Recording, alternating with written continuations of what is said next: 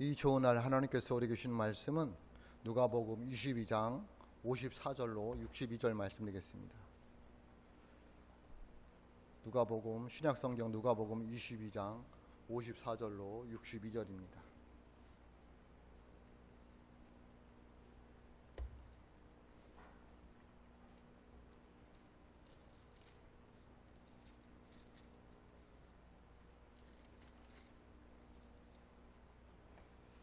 제가 가지고 있는 성경책 136쪽 누가복음 22장 54절로 62절 말씀 제가 봉독합니다. 예수를 잡아 끌고 대제사장의 집으로 들어갈새 베드로가 멀찍이 따라가니라.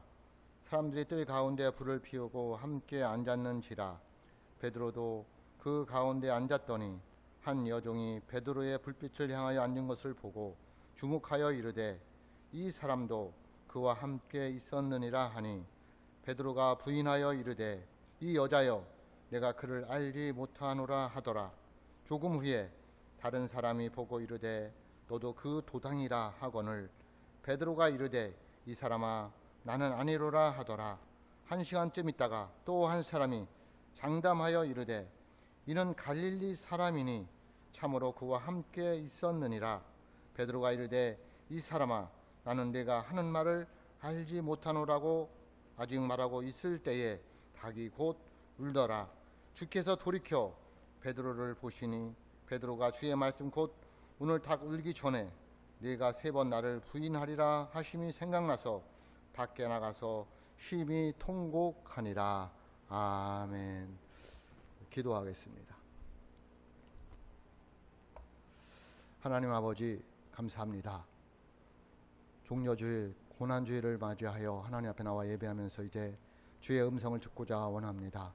우리 사랑하는 성도들 이 시간 모든 것을 뒤로하고 주님 앞에 나왔사오니 주의 음성이 들려져서 은혜 받고 주님 뜻을 깨닫고 돌아가서 세상에서 주님을 증거하며 살아가는 귀한 하나님의 자녀들이 다 되게 하여 주옵소서. 부족한 종 세워주셨사오니 입술을 주장하여 주셔서 하나님의 말씀만 전할 수 있게 도와주시고 전하는 자나 듣는 자가 다 같이 은혜 받는 귀한 시간 되게 도와주옵소서.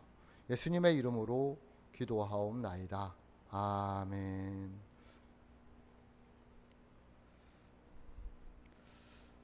코로나19가 발생한 지 1년이 넘었습니다. 그래서 그 코로나19를 예방하기 위해서 전에 보지 못하던 퓨어들이 많이 보게 됩니다. 예를 들면 사회적 거리두기 선택이 아닌 필수, 또 코로나19 종식을 위한 사회적 거리두기에 함께 해주세요.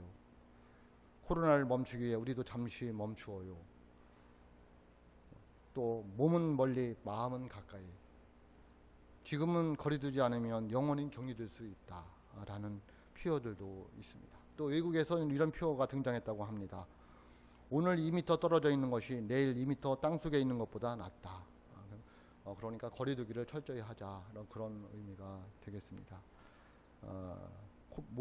이 모두 코로나19를 예방하기 위한 거리두기를 강조하고 있는, 사회적 거리두기를 강조하고 있는 표어들입니다. 사회적 거리두기란 뭘까? 코로나19를 예방하기 위해서 감염이 지역사회에 확산된 것을 막기 위해서 우리가 좀 불편하지만 어느 정도 거리를 유지하면서 살아보자 하는 캠페인이 되겠습니다. 그런데 사회적 거리두기가 인간적 거리두기를 말하는 것은 아닙니다.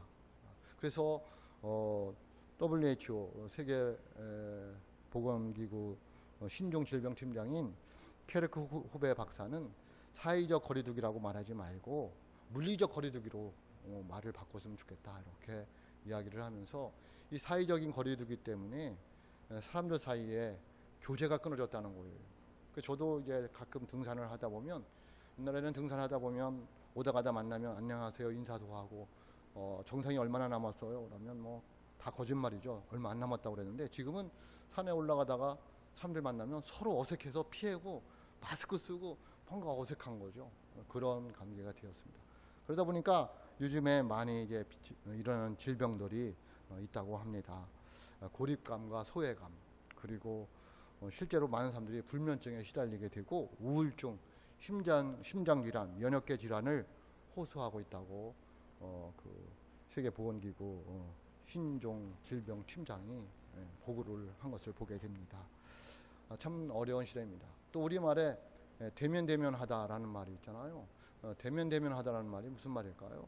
그것은 사람을 대하는 태도가 친밀성이 없고 어색하다, 그런 의미가 되겠습니다. 그래서 오늘날 우리가 사람들 만나면 어떻게 해요? 대면대면하잖아요. 그런데 우리가 대면대면하고 거리두기를 하지 말아야 될 분이 있는데, 그것은 하나님과의 거리두기입니다. 예수님과의 거리두기입니다. 하지 말아야 됩니다. 하나님과의 관계가 멀어지고 예수님과의 관계가 멀어지면 우리는 멸망의 길로 갈 수밖에 없습니다. 그래서 예수님과의 거리두기, 하나님과의 거리두기는 하지 말아야 될 것입니다. 오늘 본문에 나와 있는 우리 베드로가 왜 그렇게 심히 밖에 나가서 심히 통곡을 했을까요? 예수님과 거리두기를 했습니다. 하나님과 거리두기를 했습니다. 믿음과 신앙의 거리두기를 했기 때문에 그는 심히 밖에 나가서 통곡하는 일을 하게 됩니다. 오늘날 우리들의 신앙생활을 되돌아봐야 됩니다. 코로나19로 인하여 우리가 하나님과 거리두기 하고 있지는 않은지, 믿음의 신앙의 거리두기를 하고 있지는 않은지 뒤돌아봐야 됩니다. 코로나19 예방을 위해서 우리가 사회적 거리두기를 해야 되는지 모르지만 예수님과의 관계, 하나님과의 관계는 더 친밀해야 될 줄로 믿습니다. 정말 예수님과 하나님과 거리두기 하면 안 되고 친밀해져야 되는데, 오늘날 교회에서도 비대면 예배를 드린다, 대면 예배를 드린다 라고 혼란스러워하고 있습니다. 우리 교회는 병행해서 하고 있지만 어쨌든 간에 여러분 하나님과 친밀한 관계로 살아갈 수 있기를 주님의 이름으로 축복합니다. 오늘 말씀을 보면서 왜 베드로가 고난주의를 맞아요? 왜 베드로가 통곡하면서 심히 통곡하면서 울 수밖에 없었을까를 살펴보고자 합니다. 오늘 본문 말씀을 보다 보면 참 마음이 답답해집니다. 또 아파오기도 합니다. 정말 베드로가 그럴 수 있었을까라는 의심을 가져봐 보면서 내 자신을 되돌아보게 됩니다. 내가 베드로였다면 어떻게 했을까? 나는 자신 있게 나도 그 사람이다, 나도 그와 함께 하던 사람이다 라고 생명 걸고 이야기할 수 있었을까? 장담할 수가 없습니다. 여러분은 어떻습니까? 여러분이 베드로였다면 그 자리에서 예수님을 부인하지 않고 그래 나도 예수님과 같은 사람이야 라고 말할 수 있었을까요?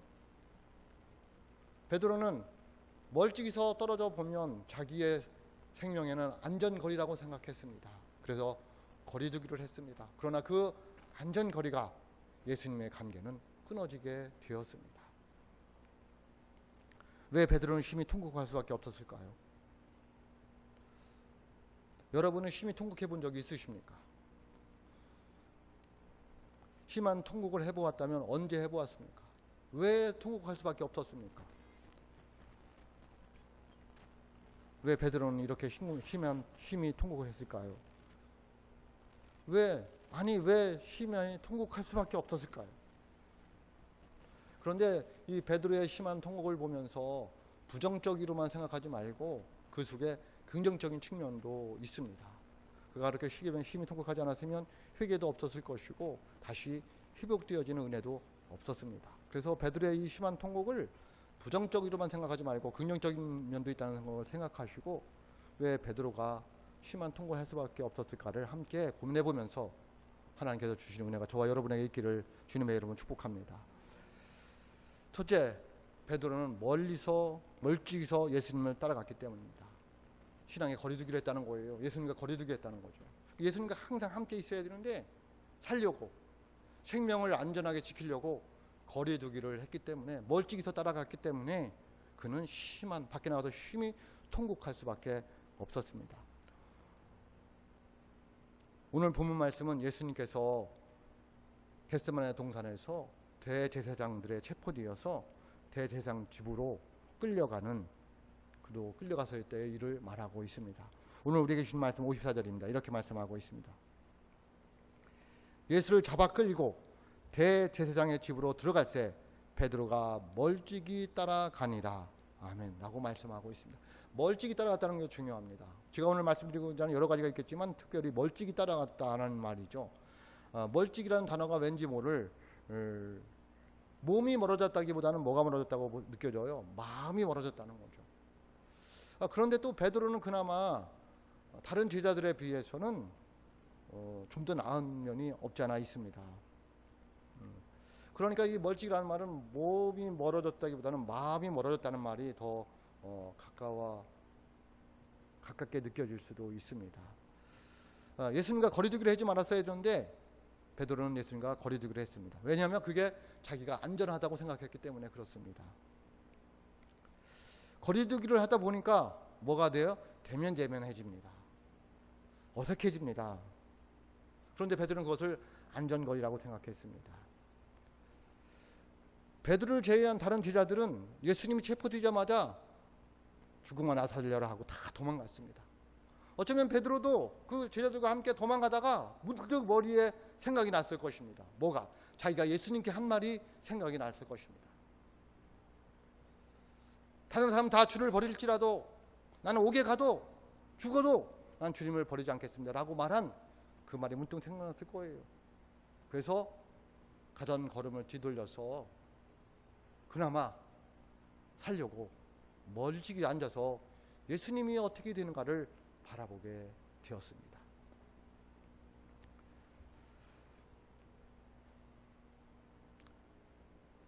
여러분, 저와 여러분 어떻습니까? 예수님을 믿되 예수님과 가까이 동행하고 있습니까? 아니면 그냥 멀찍이서 바라만 보고 있습니까?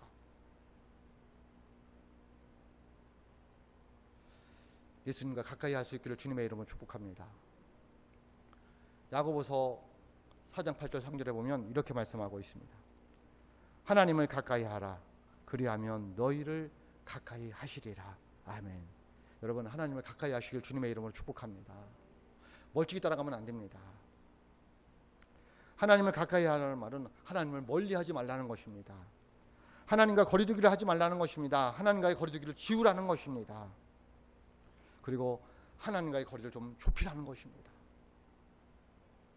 하나님의 말씀 시편 73편 28절에 보면 이렇게 말씀하고 있습니다. 하나님께 가까이 함이 내게 복이라. 아멘. 여러분, 여러분에게 복이 있길 주님의 이름으로 축복합니다. 하나님과 가까이 해야 돼요. 하나님을 가까이 하면 하나님이 우리가 가까이 하고 하나님을 가까이 하면 하나님이 우리에게 복이 된다는 거예요. 이 복은 영적인 복, 육적인 복을 다 말하고 있습니다. 하나님을 가까이 한다는 것은 하나님의 말씀을 가까이 하는 거예요. 하나님의 말씀을 가까이 한다는 것은 하나님의 말씀에 순종하며 살아가는 거예요.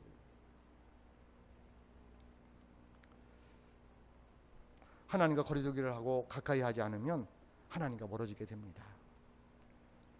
마귀는 이것을 틈타게 됩니다. 그래서 결국 베드로는 밖에 나가서 심히 통곡하는 삶을 살게 됩니다. 오늘 우리에게 주신 말씀 62절입니다. 제가 봉독합니다. 밖에 나가서 쉼이 통곡하니라. 아멘.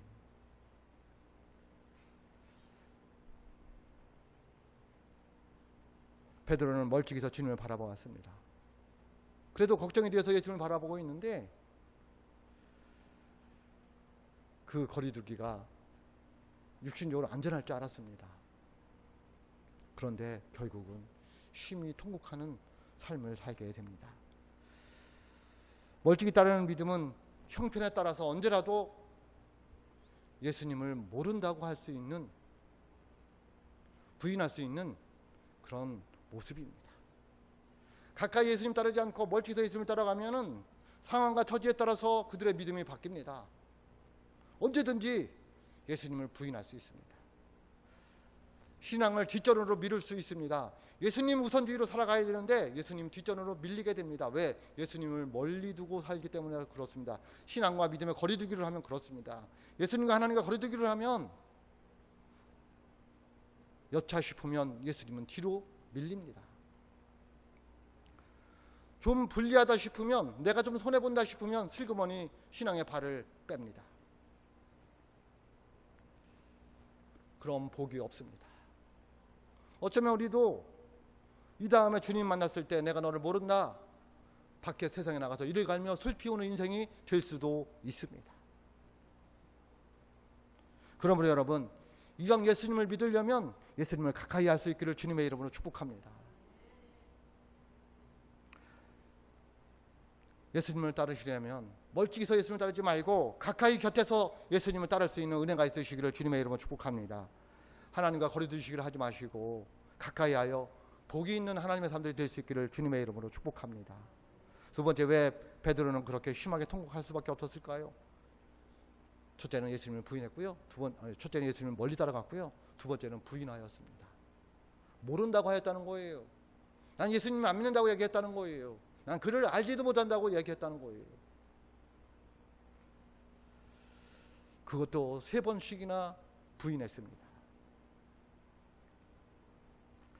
오늘 본문 말씀 누가복음은 의사라 그런지 얌전하게 표현하고 있습니다. 베드로가 3번 부인한 모습을 볼 때 얌전하게 기록하고 있습니다. 오늘 55절 56절 말씀입니다. 사람들이 뜰 가운데 불을 피우고 함께 앉았는지라 베드로도 그 가운데 앉았더니 한 여종이 베드로의 불빛을 향하여 앉은 것을 보고 주목하여 이르되 이 사람도 그와 함께 있었느니라 하니. 아멘. 여러분, 우리 주위에 살고 있는 사람들은 우리의 삶을 주목하여 보고 있습니다. 안 보는 것 같으잖아요. 모르는 것 같으잖아요. 제가 이 무충동에 서원배달교 있는 거 모르는 것 같으잖아요. 이 주변 사람들 다 압니다. 그리고 어떻게나 지켜봅니다. 주차를 어떻게 하는지, 인사는 어떻게 하는지, 무엇을 입고 다니는지 그들은 똑똑히 우리를 보고 있습니다. 안 보는 것처럼. 여러분, 본문 말씀을 잘 생각해 보세요. 베드로가 평상시에 그 사람들 신경 썼을까요? 안 썼어요. 그들과 교제도 없었어요. 근데 그들은 그 베드로가 누구인지 어디에 사는지 다 알고 있더라는 거예요. 우리도 마찬가지예요. 모를 것 같으죠, 옆에 사람들이.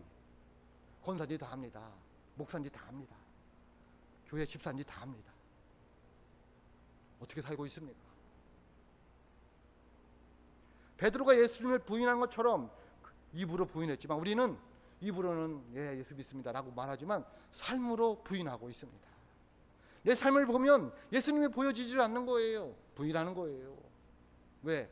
세상 사람들과 똑같이 욕심 따라서 살아가고 자기 중심적으로, 자기 이기주의적으로 살아가기 때문에 예수님이 보이지 않는 거예요. 그래서 사람들이 판단하는 거예요. 제가 집살이야, 제가 목살이야. 예수님을 부인하는 거예요. 그러면 우리도 밖에 나가서 심히 눈물을 흘릴 수밖에 없다는 거. 언제? 주님 만났을 때. 이 다음에 내가 천국에 갔을 때.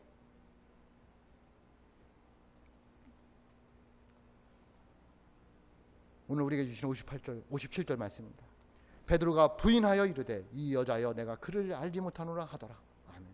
그 사람들은 내가 예수 믿는 걸 아는데 나는 예수 믿는 것을 보여주지를 않는 거예요. 안 믿는 척하는 거예요. 교회에 와서만 믿음이 좋은 거예요. 이게 오늘날 교회의 문제이고 우리 믿는 사람들의 문제예요. 교회에서 믿음 나쁜 사람이 어디 있습니까? 다 기도하고 다 성경 보고 다 친절하고. 그러나 우리가 교회 밖에 나갔을 때 삶의 자리에서 나를 봐야 되는 거예요. 거기선 예수님을 부인하고 있더라는 거예요.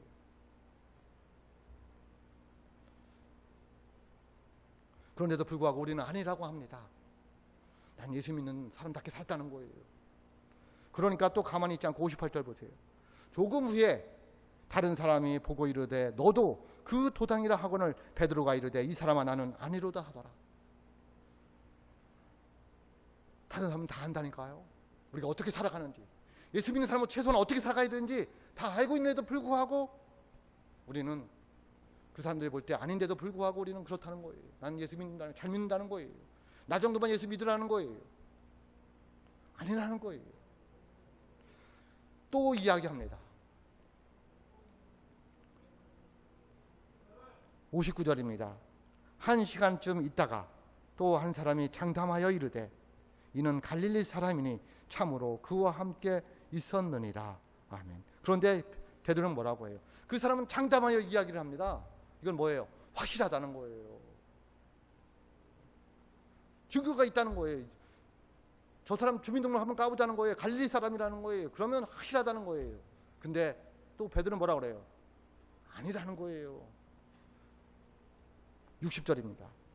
베드로가 이르되 이 사람아 나는 네가 하는 말을 알지 못하노라고 아직 말하고 있을 때에 닭이 곧 울더라.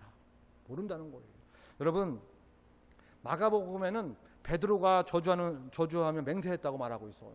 마가복음 14장 71절에 보면 이렇게 말씀하고 있습니다. 그러나 베드로가 저주하며 맹세하되 나는 너희가 말하는 이 사람을 알지 못하노라 하니. 저주했어요. 누구를 저주했다는 거예요? 예수님을 저주했다는 거예요. 맹세까지 했어요. 내가 예수 믿는 사람이라면, 내가 예수님을 알다면, 그런 뜻이에요. 나는 모른다는 거예요. 저는 그 모습이 우리들의 모습이 아닐까. 교회 어려우면 교회 떠나고, 내가 손해볼 것 같으면 예수님 안 믿는다고 하고, 내가 희생해야 되면 어느 날 안 보이고, 그 모습은 베드로하고 뭐가 틀릴까요? 뭐 하자고 하면 나는 그런데 은사가 없다고 이야기하고, 시간이 없어요, 돈이 없어요, 건강하지 못해 배운 게 없어요. 예수 믿는 데가 그런 건 전혀 상관이 없습니다. 뭐가 중요해요? 내가 예수님을 가까이 하고 있느냐가 중요해요.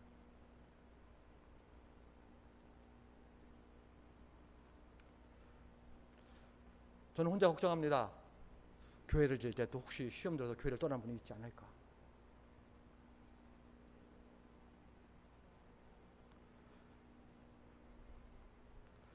사랑하는 성도 여러분, 정말 베드로는 예수님을 몰랐을까요?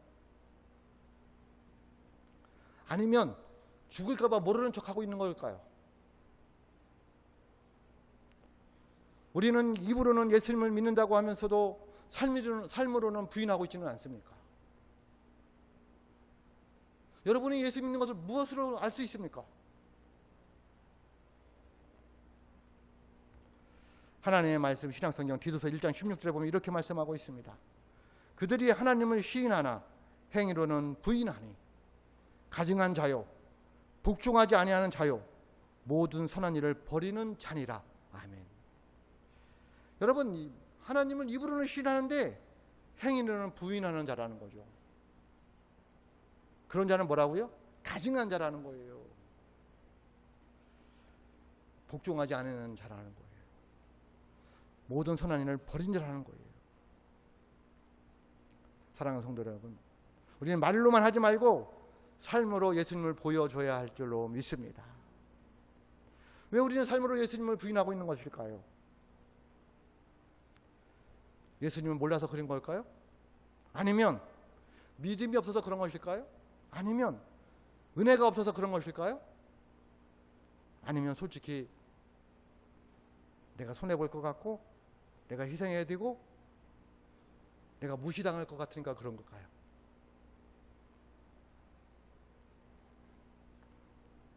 혹시 내 마음대로 편하게 신앙생활 하고 싶어서 그런 건 아닐까요? 그러면 이 다음에 베드로처럼 밖에 나가서 심히 통곡하는 그런 일이 일어날 수도 있습니다.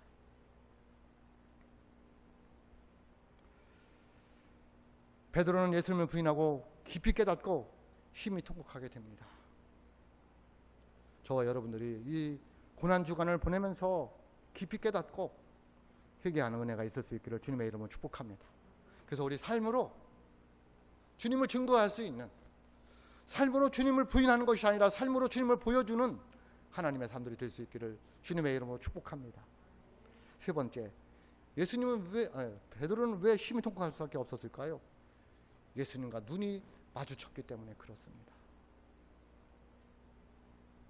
눈과 눈이 마주친다는 것은요, 역사가 일어납니다. 여러분이 눈 마주치는 게 쉬운 게 아닙니다. 사랑하는 사람과 눈이 마주치면 뭐예요? 말 못할 뭔가가 흐르게 됩니다. 미워하는 사람과 눈이 마주치면 어떻게 돼요? 도끼가 품어집니다. 눈과 눈이 마주친다는 것은 역사가 일어납니다. 베드로가 심히 통곡할 수밖에 없었던 것은 십자가에 돌아가신 그 예수님이, 고난받고 신문받는 그 예수님이 베드로를 바라봤습니다. 그리고 베드로도 무의식 중에 예수님을 바라봤을 때에 예수님과 눈이 마주쳤습니다. 61절 상입니다. 오늘 우리가 주신 말씀 61절 상. 주께서 돌이켜 베드로를 보시니 라고 말씀하고 있습니다. 예수님은 신문 받으면서 다 듣고 있었습니다. 베드로가 그 사람들 앞에서 자기를 부인하는 이야기를 다 듣고 있었습니다. 그리고 닭이 울자 예수님은 베드로를 살며시 바라보게 됩니다. 그 예수님의 눈빛은 베드로를 원망하는 것도 아닙니다. 베드로를 나무라는 눈빛도 아닙니다. 베드로야 네가 잘못했어 라는 책망의 눈빛도 아닙니다. 베드로를 세워주기 위한 강렬한 사랑의 눈빛으로 베드로를 바라보았습니다.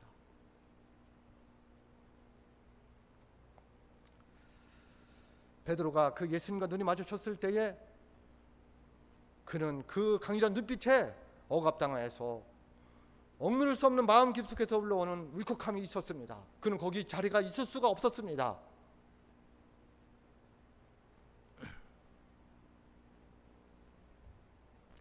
엉엉 울면서 밖으로 뛰쳐나갔습니다.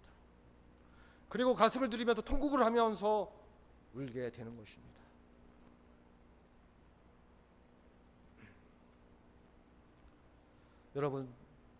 여러분은 십자가 위에서 계신 예수님과 눈이 마주쳐 본 경험이 있습니까? 그런 은혜가 있습니까? 예수님과 눈빛이 마주치지 않으면 역사가 일어나지 않습니다. 예수님의 그 십자가 위에서 돌아가시는 그 예수님을 바라보고 그 눈과 내 눈이 마주쳤을 때에 우리도 베드로처럼 통곡하는 인생이 될 수 있습니다. 그것은 긍정적인 면에서 회개의 인생입니다. 회개했을 때 베드로는 다시 회복되어질 수가 있었습니다. 예수님과 눈이 마주쳐지지 않으면 회복이 일어나지 않습니다. 삶이 변하지 않습니다. 그냥 그렇게 사는 인생이 되고 맙니다.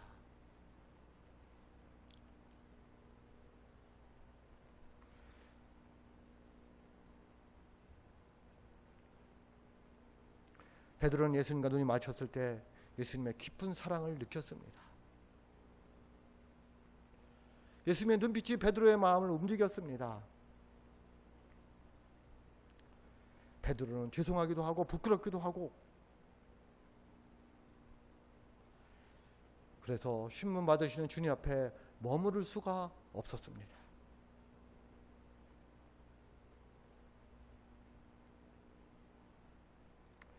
사랑하는 성도 여러분, 십자가에서 피 흘려 돌아가시는 나를 위해서 피 흘려 돌아가시고 있는 예수님을 바라볼 수 있고 예수님의 눈과 저의 눈이 여러분의 눈이 마주치는 은혜의 경험이 있을 수 있기를 주님의 이름으로 축복합니다. 그러면 회개의 자리로 나갈 수밖에 없습니다. 주님의 말씀에 주의 명령에 순종할 수밖에 없습니다. 주의 뜻을 이루며 살겠다고 결단할 수밖에 없습니다. 모르는 척 고개 숙이지 말고 겸손한 마음으로 고개를 들고 십자가의 주님과 눈이 마주치는 은혜가 있을 수 있기를 주님의 이름으로 축복합니다. 마지막으로 왜 베드로는 밖에 나가서 심히 통곡할 수밖에 없을까요? 네 번째, 예수님의 말씀이 생각났기 때문입니다. 주님의 말씀이 생각났다는 것은 그의 삶이 바르게 돌이킬 수 있는 방향이 설정되었다는 의미입니다. 아, 내가 이렇게 살아가서는 안 되겠구나. 뭐가 생각나면 말씀이 생각나면. 그래서 말씀이 듣는 게 중요하고요. 말씀 읽는 게 중요하고 묵상하는 게 중요합니다. 왜? 내 삶의 방향이 결정되기 때문에 그래요. 베드로가 회복될 수 있었던 것은 주님과 눈이 마주칠 때 주의 말씀이 생각이 났기 때문에 그렇습니다. 오늘 우리에게 주시는 하나님 말씀 61절입니다. 61절 하반절입니다. 베드로가 주의 말씀 곧 오늘 닭 울기 전에 네가 3번 나를 부인하리라 하심이 생각나서 라고 말씀하고 있습니다. 뭐가 생각났어요? 주님의 말씀이 생각났어. 네가 오늘 닭 울기 전에 3번 나를 부인하리라 예수님 말씀하셨어요. 그러니까 지금 예수님의 베드로하고 대화한 것이 오래되었어요? 잠시 전이었어요. 잠시 전이었어요. 얼마 안 됐어요. 오늘이니까. 그때에 어떤 상황 속에 있었느냐면 제자들이 예수님이 죽기 전에 이제 잡혀가기 전에 겟세마네 동산에서 누가 크냐고 싸우고 있었어요. 야, 예수님이 왕이 되면 누가 크냐? 누가 국무총리 할 거냐? 법무부 장관 누가 할 거냐? 그런 싸움하고 있었다는 거예요. 그때 예수님이 수제자 베드로에게 이야기하는 거예요. 기도해 줬어요. 이 베드로가 믿음을 잃지 않게 해달라고 기도해 줬어요. 그때 베드로가 뭐라고 이야기하고 있느냐 하면 누가복음 22장 23절에 이렇게 33절에 이렇게 말씀하고 있습니다. 그가 말하되, 베드로가 말하는 거예요. 그가 말하되, 주여 내가 주와 함께 오게도 죽는 데에도 가기를 각오하였나이다. 아멘. 여러분, 인간적인 각오는 믿을 수가 없어요. 그렇게 예수님께 말했어요. 자신을 너무 과신했어요. 다른 사람 다 주를 버릴지라도 나는 절대 안 버린다는 거죠. 환난이 와도 핍박이 와도 고난이 와도 내 믿음 변치 않습니다. 그런데 어떻게 되었어요? 너무 교만했어요. 너무 자신감이 있었어요. 그런 베드로에게 예수님이 이렇게 말씀하십니다. 누가복음 22장 34절입니다. 이르시되 베드로야 내가 네게 말하노니 오늘 닭 울기 전에 네가 3번 나를 모른다고 부인하리라 하시니라. 아멘. 그가 3번 부인하자 닭이 울었어요. 닭이 울으니까 그 닭 울음 소리에 예수님이 자기에게 말한 것이 딱 떠올랐어요. 통곡할 수밖에 없잖아요. 네? 밖에 나가서 심히 통곡하였다고 말하고 있어요.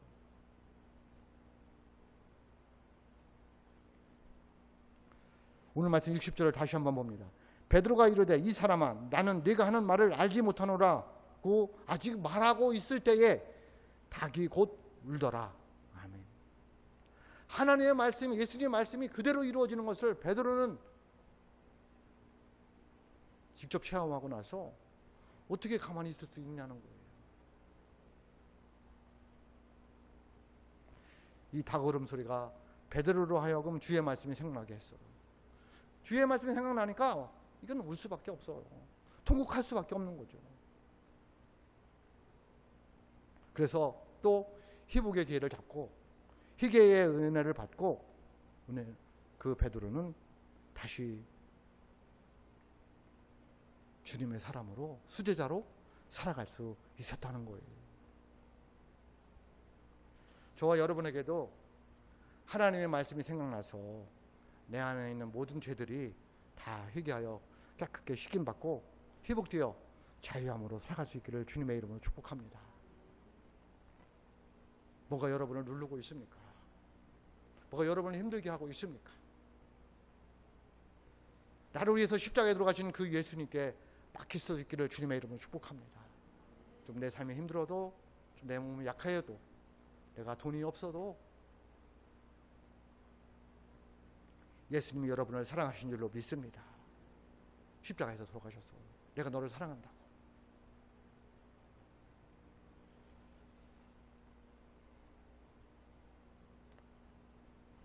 저와 여러분에게 힘들고 어려울 때마다 순간순간 하나님의 말씀이 생각나시기를 주님의 이름으로 축복합니다. 그 은혜가 있어야 됩니다. 그래야지 이 어려운 세상 이길 수 있습니다. 오늘은 종려주일입니다. 우리 주님이 십자가를 지시려고, 그래서 우리의 모든 죄를 해결하시고 구원하시기 위해서 예루살렘 성으로 올라가신 날입니다. 그리고 우리의 모든 죄를 대속해 주시기 위해서 그 무섭고 고통스러운 십자가를 아무런 저항 없이 끝까지 기꺼이 지셨습니다. 그 주님의 십자가의 은혜가 저와 여러분의 있기를 주님의 이름으로 축복합니다. 예수님이 베드로의 그 부인하는 모습을 보고 얼마나 마음이 아팠을까요? 오늘 우리들의 모습을 보고, 삶의 모습을 보고 예수님의 마음을 아프게 하는 사람이 아니라 예수님의 마음을 기쁘게 할 수 있는 믿음의 사람들이 될 수 있기를 주님의 이름으로 축복합니다. 우리는 베드로의 심한 통곡을 보면서 하나님과 더 가까이, 예수님과 더 가까이 갈 수 있는 믿음의 사람들이 될 수 있기를 바랍니다. 신앙의 거리두기, 믿음의 거리두기 해서는 안 됩니다. 하나님과 거리두기 해서는 안 됩니다. 예수님과 거리두기 해서는 안 됩니다.